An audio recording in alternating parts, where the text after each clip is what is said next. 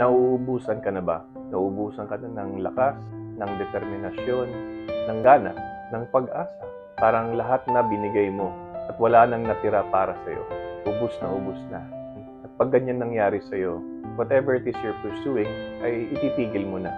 Kaya kailangan natin matutong mag-refill. Parang kotse, kailangan ng gasolina.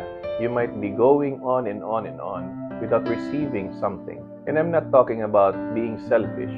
I'm talking about receiving in order to give. Kung wala tayong bagong natututunan o tinatanggap sa ating isipan, eh wala din tayong mabibigay na ideas. Kung hindi tayo nagdadasal para tumanggap ng blessing at inspirasyon, ay mahihirapan din tayo magbigay ng blessing at inspirasyon sa ibang tao. Kung hindi tayo tumatanggap ng pagmamahal, eh paano tayo magbibigay ng pagmamahal? Kaya siguro nauubusan din tayo kasi yung source natin hindi galing sa Diyos. Yung Diyos ay hindi nauubusan. Sa Kanya galing lahat. Pero ang tanong, sa Kanya ba tayo kumukuha ng lakas, ng inspirasyon, at ng direksyon?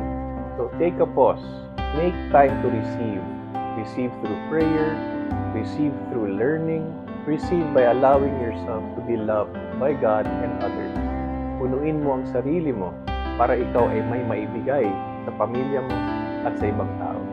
May God fill your life abundantly.